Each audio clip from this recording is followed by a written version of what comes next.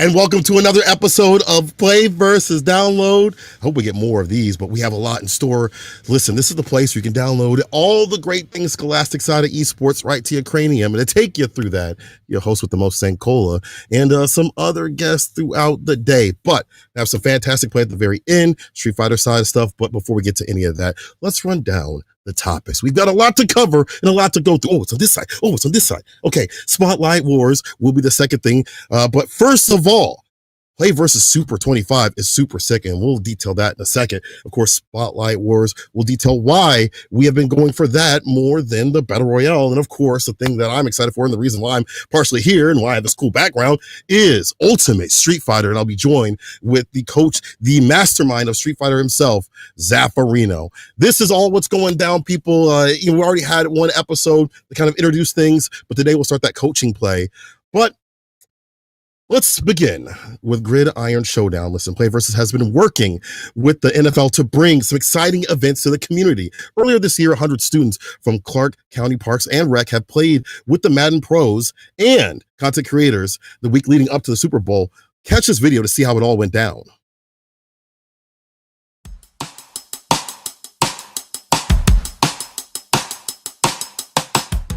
Today, we're here at HyperX Arena in Las Vegas, one of the world's coolest and most exciting esports arena, to allow 100 kids from Clark County Parks and Rec to compete in a Madden tournament. We're calling it PlayVS Live Gridiron Showdown.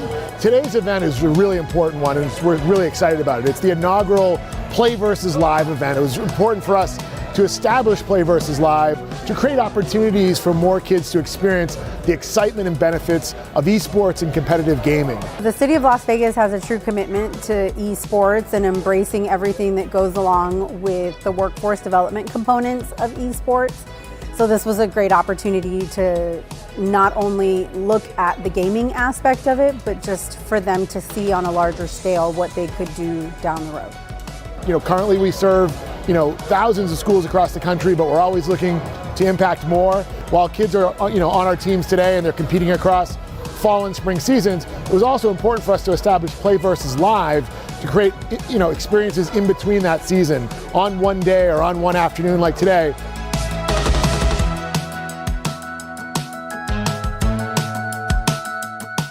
My favorite thing about today has been, getting to meet the kids, also meeting some, incredible athletes on the panel. Everybody's path is different, and enjoy your path and take it for what it is, and don't try to compete with your neighbor or, compare yourself to everybody else all the time, because your perspective is the one that matters, and you have to keep that paramount in your life.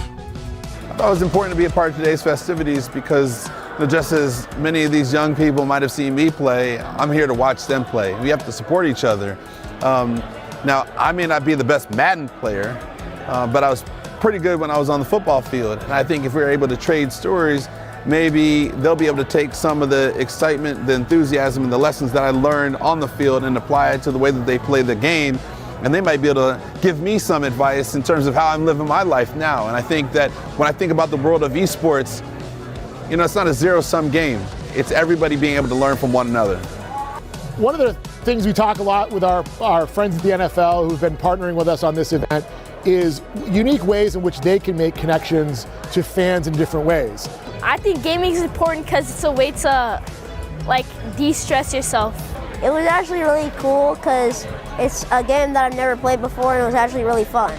It's okay to take your grades serious. It's okay to take your training serious. You should try it because it's a good way to spend your free time and meet new people. The opportunity of this event and what we can do potentially across the league and getting more and more teenagers to compete in scholastic Madden tournaments is a really exciting way for them to make new and unique connections with fans that they otherwise wouldn't be able to do. So we're really excited to support that. And one of the things I talk about a lot is self-talk, right? Self-talk in terms of being able to motivate yourself. You might be able to be motivated by your friends or your family or you know, your teachers or somebody else, but the most important person that motivates you is yourself.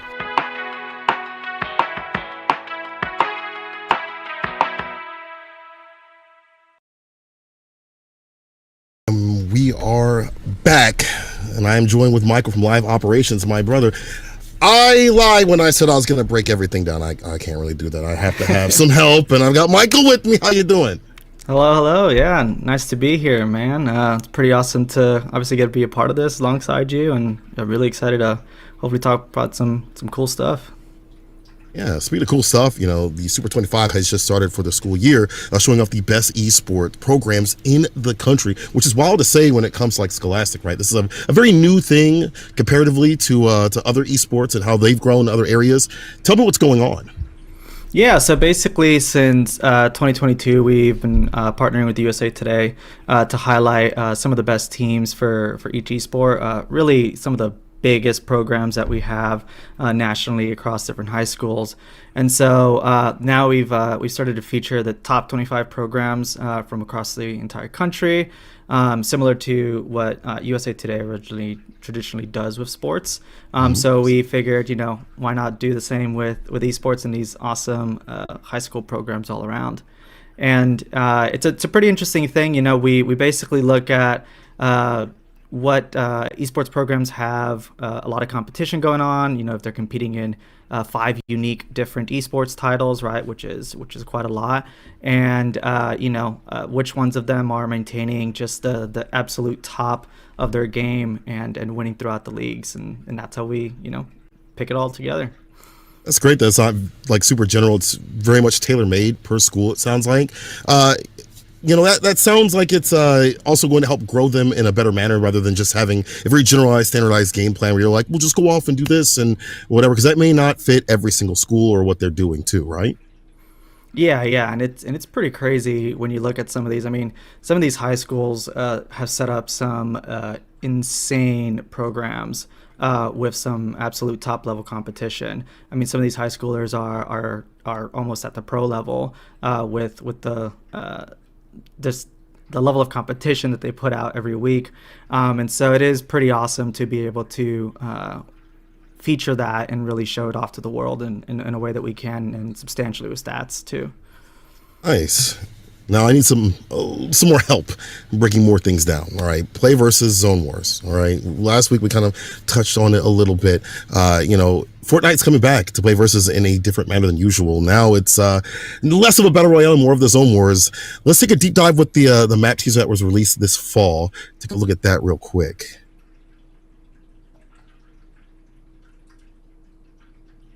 Oh, we don't have the clip. Oh, my bad. Maybe I misread that. But either way, I'll just talk to you directly about it then. We touched on this briefly, but I want to know why we're going for zone wars instead of battle royale. Like, why something that's not as typical rather than like something you see all the time when people are really familiar with Fortnite? Why something a little bit different? Yeah, so, you know, I think battle royale is obviously where everything started, and a lot of the most popular game type in Fortnite. At the same time, you know, it's pretty difficult to to make it work at a level of competition, right? Schools versus schools, things like that. And we used to definitely do a lot within the battle royale space. But when we were thinking about, what's a really big way to bring back Fortnite, we were looking at more head-to-head competition, as well as really the big break that Epic's been doing with bringing in Unreal Editor for Fortnite. So that's what kind of started to lead us into, hey, let's try something new and see what our audience is digging. Speaking of that, you actually have become a little bit of a developer yourself, right? Like you've kind of come as a developer overnight, making the map. How did you make this map? And what were you thinking in terms of making it competitive or making it fit the vision of PlayVS? Yeah, so it's pretty interesting. When we started to take a look at everything, we really checked out like what was the most played type of game within Fortnite with all of the custom islands that exist. And in that, that's how we looked at, do we do zone wars? Do we do box wars? Do we do bed wars? Right? There's so many different things, very similar to kind of the old school days of like Warcraft and custom maps and things of that nature. We went ahead and picked zone wars as a game type because really it's just a matter of like, hey, putting two groups, getting that kind of team versus team element in there and keeping all of the standard Fortnite practices of building and whatnot. And as we started to think about how do we make this our own, it really became all about thinking about the what makes a game fun, what makes it competitive, what keeps it fair, right? And how do we capture like the essence of what Fortnite normally is, right? When it comes to the way that it's played, how teams fight against each other, and then put a little bit of a spin on it with some cool custom maps, make everyone feel, at home with different looks and things of that nature. And it's been a lot of fun thinking aesthetically what's really cool, but then also like how do you get into the mechanics and balancing act and even just things like gameplay flow and optimization. So right. It's been pretty crazy. It's been a lot of fun. It's really cool. It reminds me of like, the builders of like Little Big Planet and stuff like that. But obviously this is way deeper, as you mentioned. The competitive side makes it a lot more intricate. And it's cool to see that you are fine tuning it for what you want to do instead of just doing the general stuff. Again, not just a general game plan. You're actually formulating things that are based around how you want to evolve esports out here. Now, we've talked about the past, talked about the present. Let's talk about the future. What's on the horizon? PlayVS Zone Wars. Yeah, so PlayVS Zone Wars is kind of our start, really. I think while we've been doing this, it's been a lot of learnings. Obviously, it's a pretty difficult thing overall putting everything together. And we've started off with really a pilot season on seeing how it works and what can we make better. So right now it's really all about finding, I have a cat attacking me on the right here. So yeah, right now it's really been about, balancing everything, seeing what feels right, what doesn't feel right, and a lot of bug fixing. We know that like where we're at with it right now, we want to make a couple of features different and better. And we're really listening to the community. I think it's been really awesome. We've gotten to work with our community really closely on this. Every week we're getting feedback, and then it's a conversation about, hey, what do you guys want to see versus what we have right now. And so I think the future right now, for as far as it goes with Zone Wars, is to really look at what do we want to add, right, and how do we want to optimize.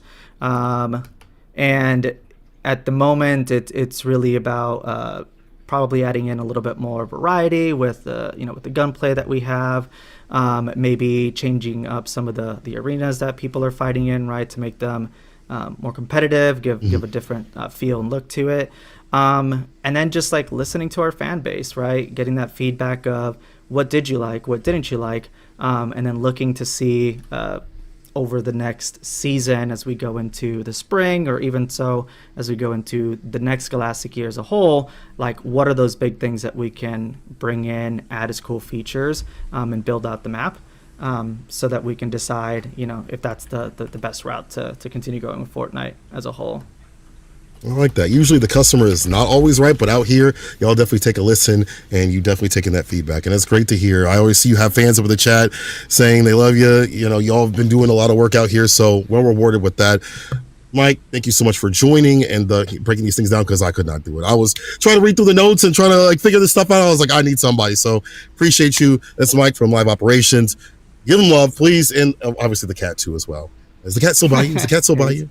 Is it right there? He's in the corner. He's sleeping on the edge here, really trying to look cute while I'm trying to work, obviously. But every once in a while he kind of paws over. So maybe he'll decide to make an appearance. But I do think we actually do have some cool gameplay footage of the map. We got we basically were able to record and look at a full match throughout, and start to kind of highlight a little bit of what it looks like if we want to go through that. And I can tell you a little bit about it in depth as we show it off here.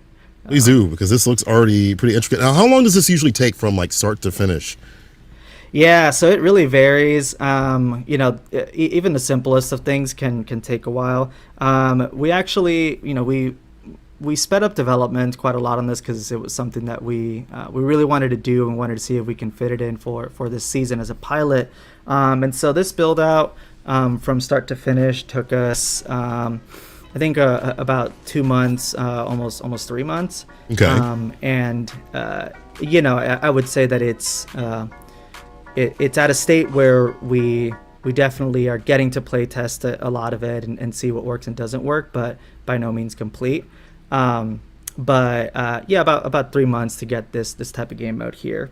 3 months. And yeah, it's crazy. Even the simplest of things just take a while, right? And there's a lot of bug fixing and different testing aspects. And we wanted to have something that could work for PlayVS competitors, but also just the Fortnite audience as a whole. Even if you want to hop in the middle of the game, inside Fortnite itself and search for a game and play, that you're able to do that. And so what we did is we created this initial kind of lobby area you see here, where at the beginning you pick between a competitive game mode and a quick play mode. And the competitive mode is kind of takes you into this next aspect where you pick out your weapons, and then you get to mod your weapons. And once both teams ready up, we start to put you in these very tense 2v2 arena situations where we look to see, hey, who can eliminate the other team first, and then the first one to get to 10 rounds wins. And as you can see, it can get pretty hectic pretty quickly if you know how to use all the Fortnite building mechanics in there. Yeah, that is a quick build right there. But it's great that you mentioned that you're doing this also for audiences outside, so other people can experience what these Scholastic soldiers are doing out here as well. That's really cool that you've also kept that in your mind. It's not just about the esports that we have inside, but also outside as well. Have you found more people are starting to play this inwards in terms the schools, or are people outside also joining in too as well in terms of interacting with the map? Yeah, so it varies. At first, we did see a little bit more, people trying it out from outside. I think right now the team is really focused on getting the experience just right to really appeal to that wider audience. So we've been really focused on making sure that all the aspects that need to be there for competition on PlayVS, right, exist. But I would say that the flow and the experience so far for a more wider audience is still a work in progress. And so we've really focused our efforts to kind of talk about it and bring it within that PlayVS ecosystem. But all that to say, after this pilot season, from all the feedback that we've been getting, we have been building more towards how do we make that experience easier to queue into matches, right, randomly, instead of having to be ready to pair up against another team and things of that nature. And so I think that once we get that down, and as we do a little bit more events on the PlayVS side, we'll start to really see, if we can grasp a wider audience. But I definitely think it's possible, with a fun map and fun mechanics. The fact that you even thought about that is great, because like these scholastic esports players are going to be able to have that experience before they go off to even bigger places, right? When they get out of school or as they advance in their career while they're in school, which is weird to kind of say, but it's definitely doable. You know, there's a lot of young players that are in many genres that are making waves in the fighting game community. We have a lot of players that are like 16 and 15 that are taking down champs that are Capcom Cup champions and things like that in many tournaments. So it's definitely a thing that I'm happy to see that you all are looking forward to in terms of getting them prepped and prepared for later on. Yeah, man. Like I said, these kids are cracked.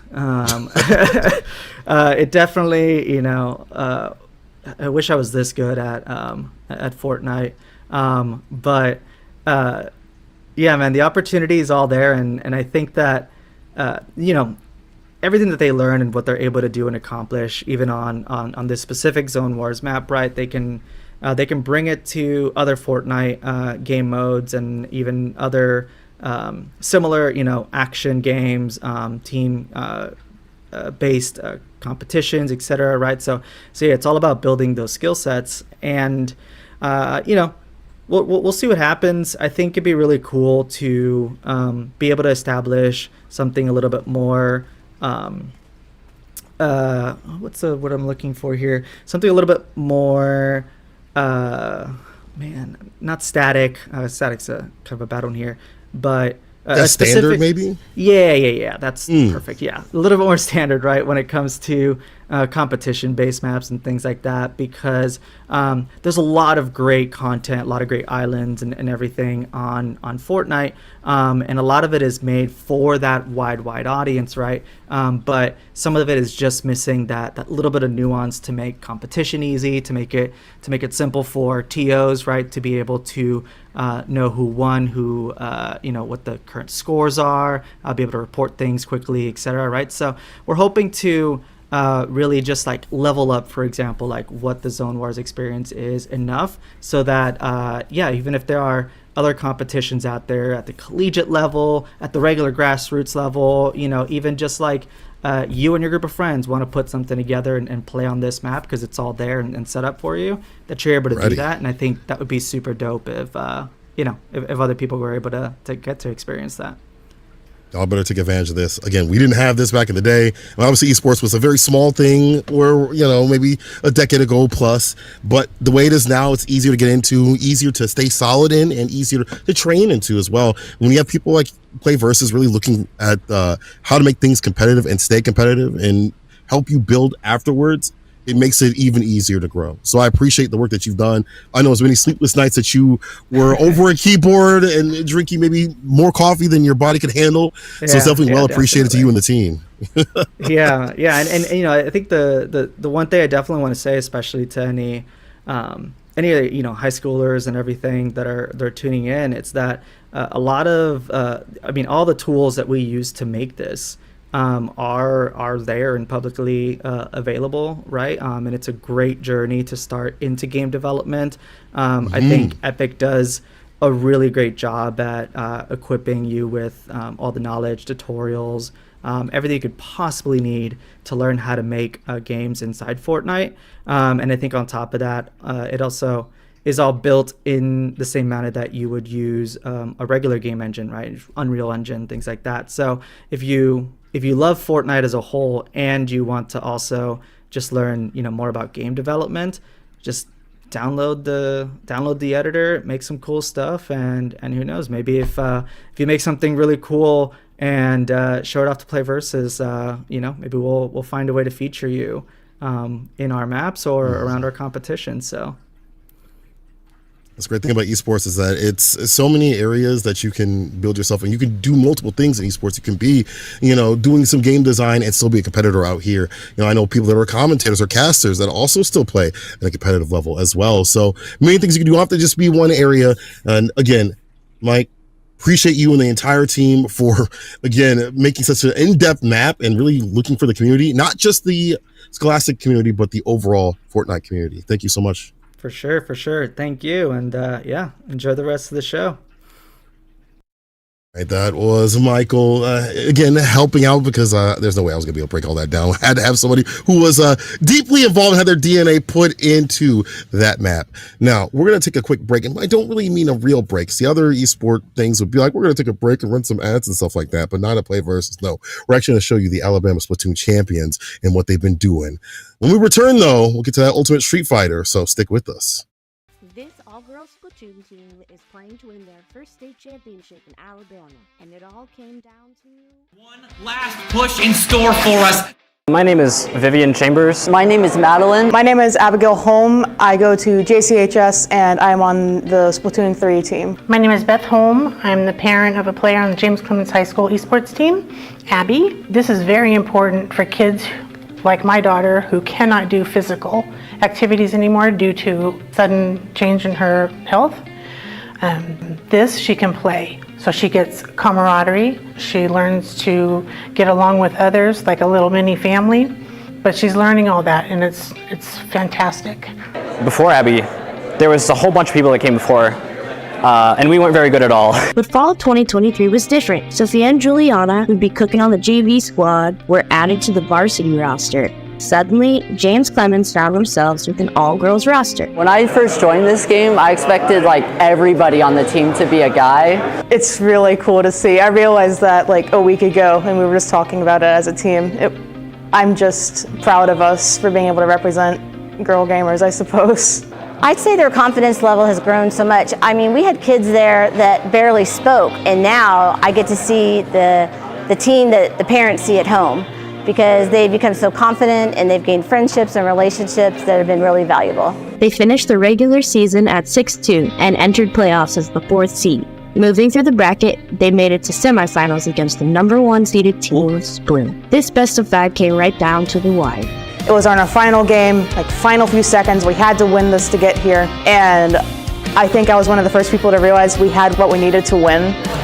Everyone like started screaming. It was a huge pop-off because we're going to be going here. And I think that was just my favorite moment because I knew that like I am with a team that knows what we're all doing and we're able to do this. Between our two competitors, we have the James Clemens High School Skill Issue and the McGill-Tulane Catholic High School. Their team name is the Judd Plushie Fan Club. We're seeing a lot of close-range fighting right now in the middle of the map where it looks honestly about dead even. This is a big stretch to close out our first round of our Splatoon best of 5. Final score, Blue wins. And McGill-Tulane has defended that second checkpoint. It is close. The Rainmaker picked back up, and that's game. That is a lightning quick game of Rainmaker that James Clemens has knocked out McGill-Tulane. They've got the high ground. McGill-Tulane so far away. They've taken the lead with 40 seconds left. Final 10 ticks for James Clemens. They're right there in sight. James Clemens takes it. But look at that. 29 ticks to go versus James Clemens 30. Still under their control. James Clemens needs a wipeout here. They need control. Otherwise, McGill-Tulane takes it. They do. We're going to Clam Blitz. McGill-Tulane takes it just by 1 point. One game to determine your state champion. Oh, the pressure is mounting. 2 minutes in, we're still 100 to 100. It's unbelievable now how close these two teams are, but the barrier's been broken too, with only 60 seconds left. In mode 5, James Clemens has a sizable lead. That passive activity has cost them a little bit of their barrier's health. It's 20 down.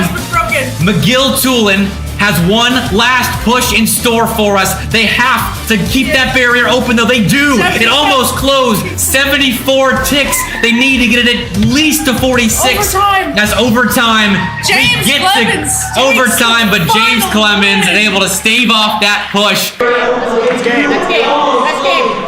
Let's go.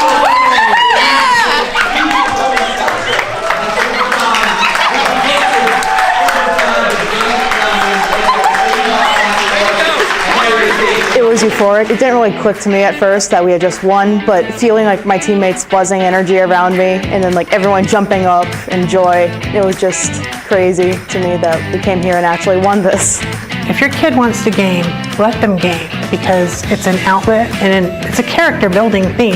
We know all those kids play games, and it's going to teach them some life skills and strategies that they're not going to learn in other sports. I think it's a great program. Very appreciative for PlayVS, very appreciative for Huntington College today for hosting this. I encourage everybody to get involved in esports. It's the future.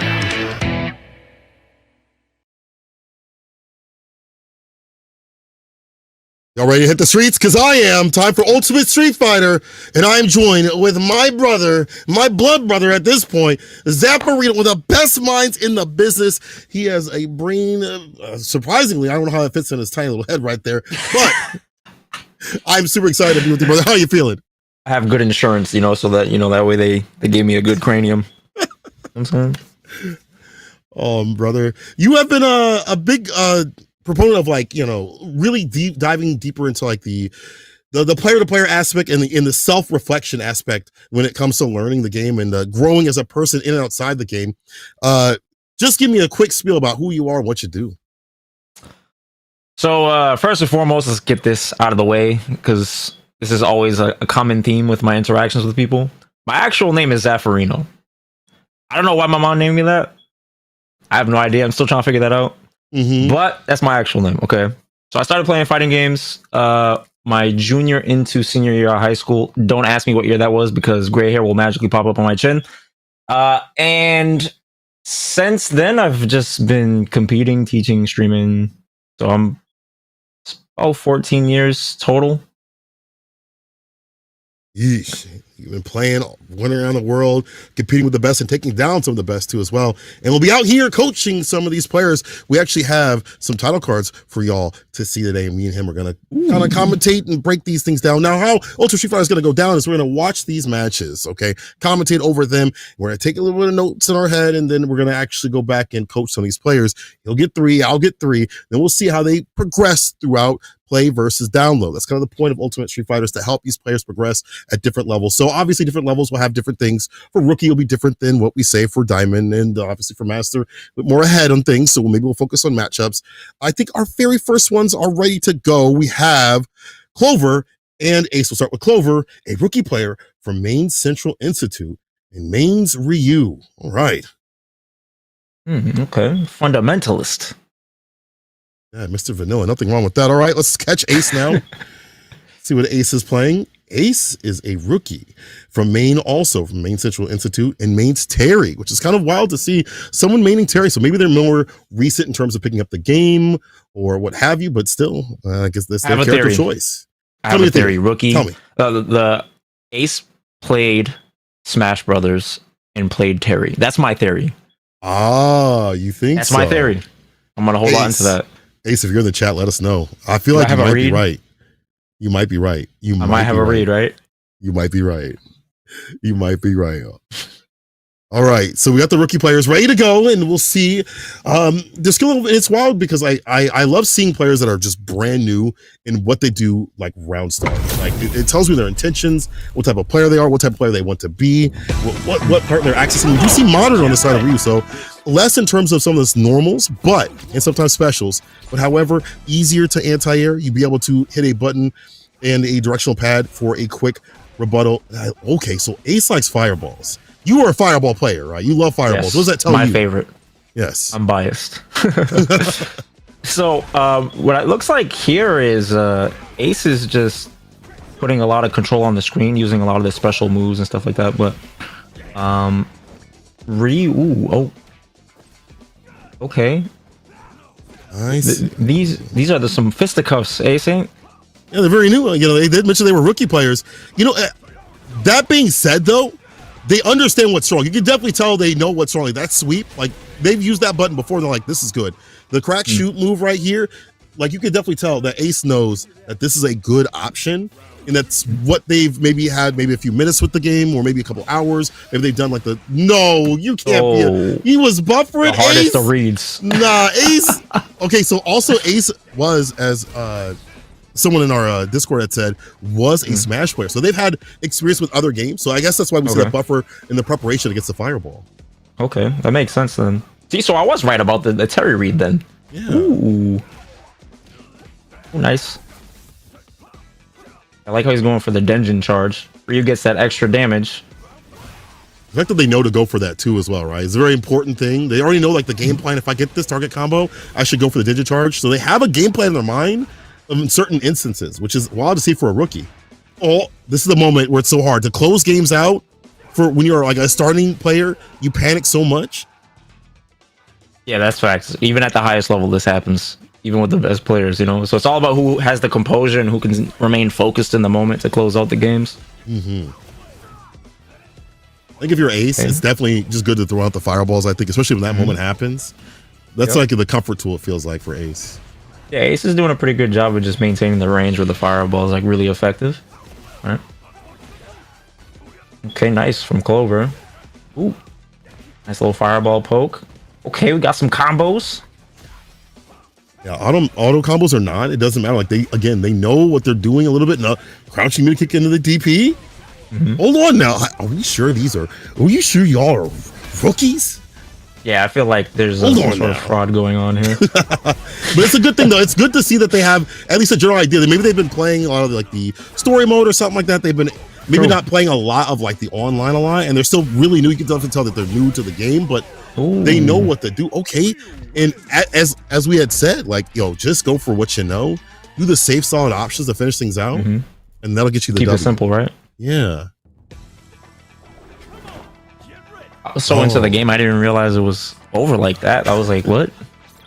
Very quick. Ace, apparently, my boy Stacks has said Ace was a snake main in Smash, but he's made half the dang roster at this point. I like that, the switch up. Okay. Who goes for some Oki? Oh, nice little overhead. Little high-low mix-up.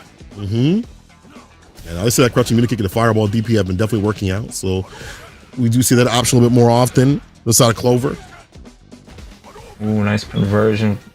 Has to go for the meaty fireball. He's doing a really good job of like maintaining the pace and establishing the rhythm. Really making and going for what works. Yeah, for sure. Just keeping it real simple. Overhead, fireball, crouching, medium kick into DP. Very simple stuff, not overextending. Ace kind of get ahead of themselves a little bit too often. They're looking for like, the power charge, which isn't like a bad thing, but I'd like Ace to just go back to the fireball play. Kind of just keep it simple. Keep with what's working. If it's not working, we'll take those options a little bit more. You're in the beginner stage, so it's a little bit more different than higher level players, but sure. There we go. There we go. The funny thing though is the commonality, regardless of like the skill level, you just want to stick to what's working, right? You don't need to overcomplicate things, and and it looks like Ace is doing a pretty good job of returning back to what was working in the first place. It's gonna sound so grazing, but I like that Ace and both these players are now recognizing that drive impact is something you can utilize. System mechanics are very important. I mean, like this is a very basic thing, but seeing held parry, things like that, those are very basic things that will take you very far. If you're trying to rank up in most ranks, to be honest, if you're attached to system mechanics and how to utilize them, you're gonna be better off than most players, especially if you're trying to grind up to master. Very, very true. I think the first thing anybody should learn is how to express the aspects of the engine. Right. I think they're doing a pretty good job of that. Showing the parry, showing the DIs, right? The drive reversals. Wow. Just, like perfect timing, right? I did not drive reversal until I was in like Diamond. I was like, this is useless, bro. I'll never use this. Gets the splat with the drive impact, no follow up. But again, it's the idea of using these moves in this exhibition. It's the idea of using these moves, which is very important. All right. Ooh, okay, nice stuff from Clover there. Oh, and now he's in burnout. This is the scariest mode to be in my opinion. Let's see if he defends him. Oh, he does this. Yikes. Wow, Ace is looking kind of built different. I'm not gonna lie to you, Saint. I think Ace, by the time we check in on them again, like in a couple of weeks, they're gonna be like legend rank with the character. Gonna change the game on how he should be played, because just the buffers and like the reactions to things, the combos aren't there, the neutral isn't fully there, but the reactions to certain things are definitely there. And if they build upon that, it's a very good sign for Ace. Right. Ooh. I like how he's repositioning to just get back to that comfort zone where Terry's fireball game is pretty strong. Oh, okay. And this is like a general tip. Like if you're in the lower ranks right now, even if it is punishable, don't do it too often, but like have the opponent prove to you that they can punish something. There's a lot of things that are punishable that we've seen, like the power charge from Terry, the shoulder tackle. However, if it's, you know, if it's working and they haven't punished you for it, keep doing it for a little bit. Obviously, you want to kind of mend that off as you get higher in the ranks, but to de-stress yourself, you don't always have to play perfect. I think that's the biggest issue for a lot of players that are new. They're like, I gotta play perfect and not do this. Sometimes it's okay to kind of play that wild a little bit, have a little bit of fun, and see why it will and won't work. You know? Right.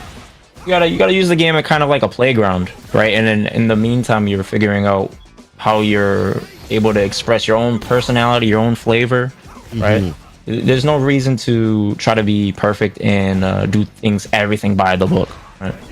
It'll also help you from being very stagnant in your mind, you know, like, oh, this is how it should be played. And if you run into someone that does play wild, you'll be even more ready. Drive, impact, Ace is, again, understand the system mechanics. I think that's a really good sign here, Ace. Yep. So we saw Ace take it. Ace, we already talked about how it was doing a good job of using the system mechanics, like DI a lot more, had a clear fireball game. But it wasn't like, you know, Clover was completely out of it. It felt like Clover had some good moments too as well. They had to use the auto combo with Modern. They had a decent enough game plan. But this is where, you know, as you compete, you have to switch it up a little bit. You can't fireball when there's the eyes and stuff like that. Yada, yada. That's further down the line. But basically what I want to say is that, you know, you see the difference of Ace going with what he knew was going to work, whether it was not punishable or was, and having that work. And then Clover needing to figure out more comfort food for him. Yeah, I think from my observation, both players, they did an excellent job of just staying active. I think that's very important in this game.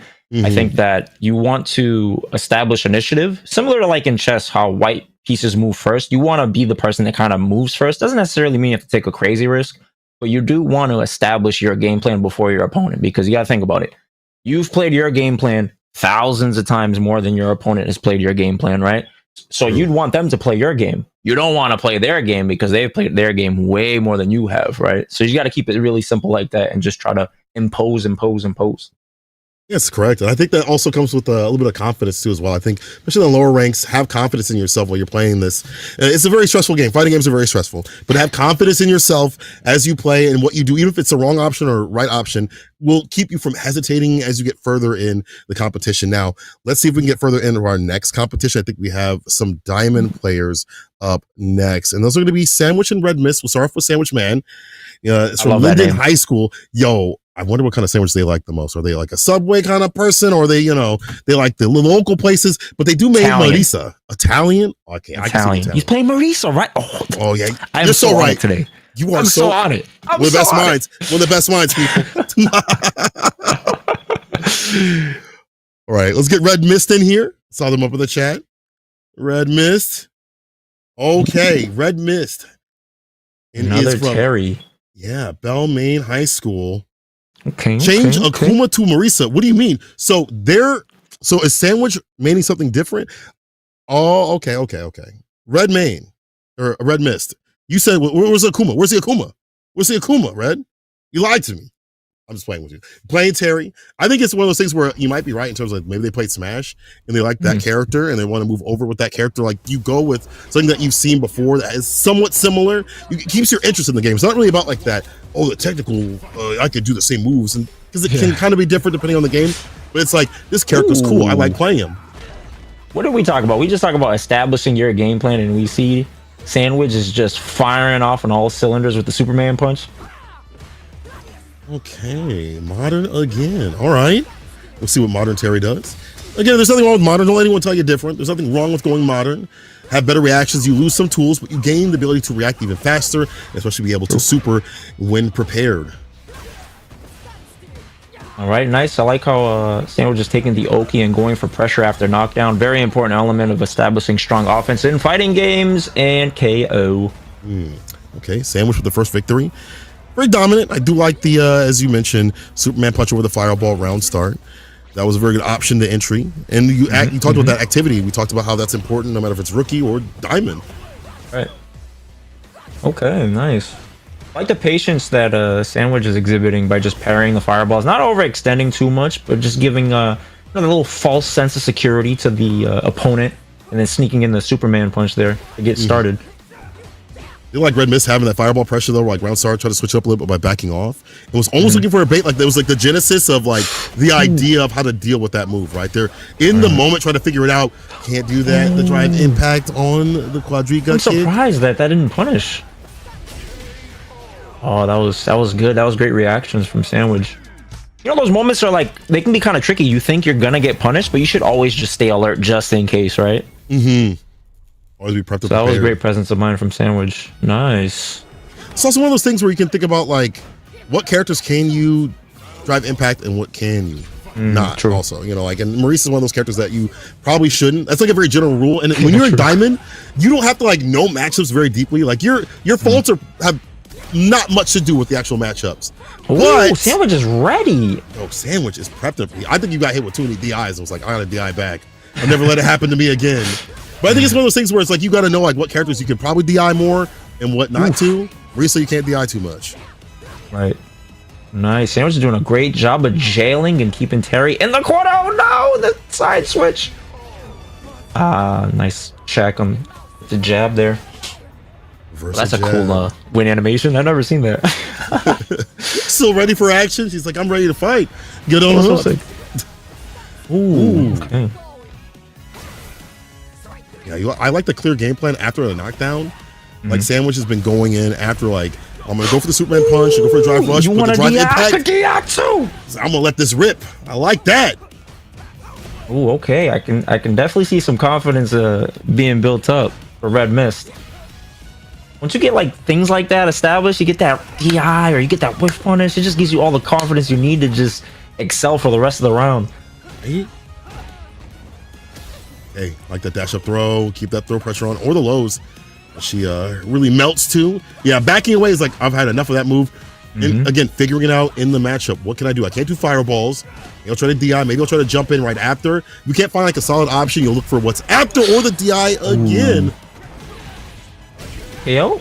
Nice. So it's interesting. Sandwich was throwing the lighter version of Superman